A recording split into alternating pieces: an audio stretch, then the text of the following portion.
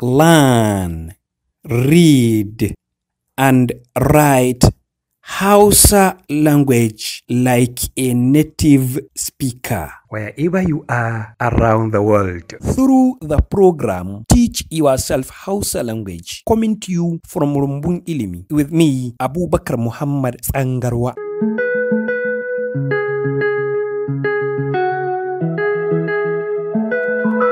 You are welcome to intermediate level of this course. Our focus now is conversation. This is the first segment of the series which will teach you 100 words and their meanings in 4 lessons, 17, 18, 19 and 20 respectively.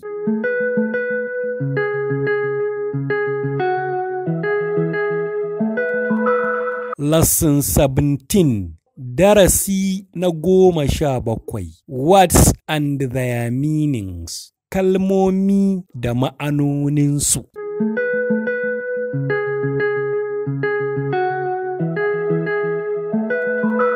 Iyali, family. Kaka namiji, grandfather. Kaka mace, grandmother.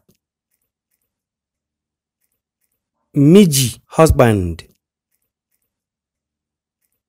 Mata wife. Ya daughter. Ɗa son. Namiji man. Mace woman. Baba father. Baba mother. Jika namiji grandson.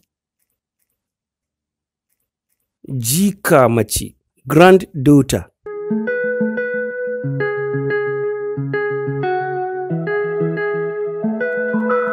Kawu o kawu uncle.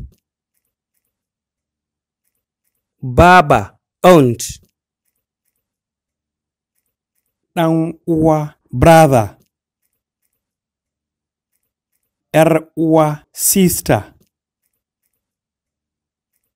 Ɗan ɗan uwa o ɗan ‘yar uwa nephew.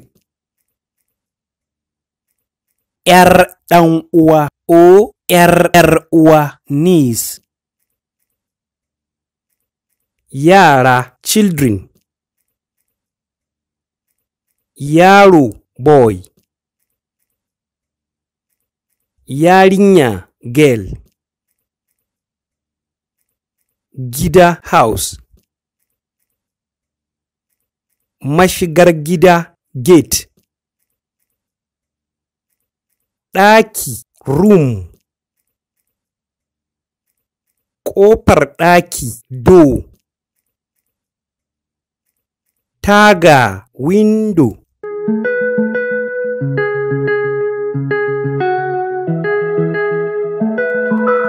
Thank you for joining this class. Please share and subscribe this channel to make it more beneficial to many people around the world. Visit https://rumbunilimi.com.ng to download exercise papers. Contact us directly through +234 8039 648244. Goodbye.